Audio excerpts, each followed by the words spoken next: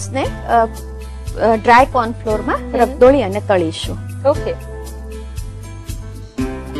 Cornflour લઈએ છીએ, એની જગ્યાએ મેંદો પણ લઈ શકાય અને અથવા તો કોર્નફ્લોર ની સ્લરી પણ લઈ શકાય.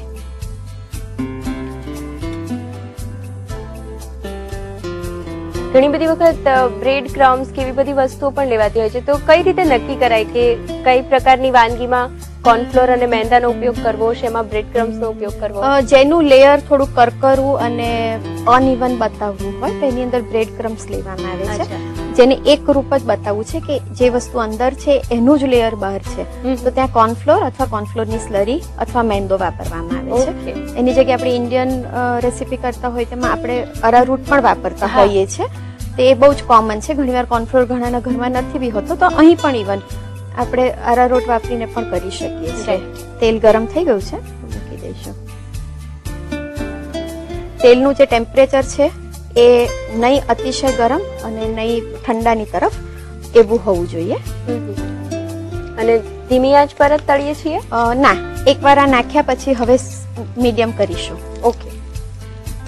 શરૂઆતમાં એને બહુ જ હલાવવાના નહીં, અથવા તો બહુ સાચવીને હલાવવાના.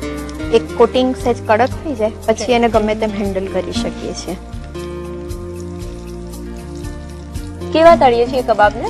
સોનેરી કલર જેવા. અચ્છા.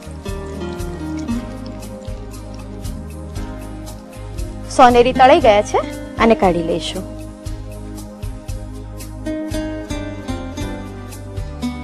કબાબ્સને હવે સર્વિંગ પ્લેટમાં લઈ લઈશું.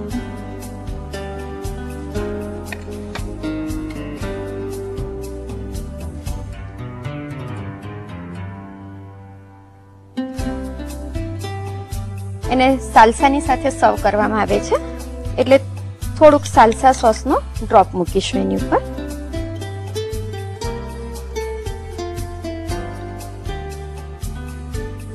ચીઝ થોડીક ભભરાવીશું.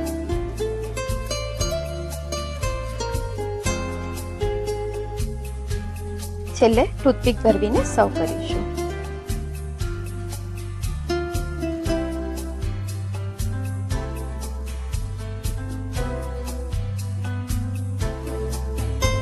એક સરસ મજાના મેક્સિકન કબાબ્સ તૈયાર થઈ ગયા છે, જેને સરસ મેક્સિકન ફ્લેવર આપી છે, છતાં પણ ઘરે આરામથી બની શકે છે અને આજના ટ્રેન્ડ પ્રમાણે એકદમ પરફેક્ટ સ્ટાર્ટર તરીકે પણ ઉપયોગમાં આવી શકે છે.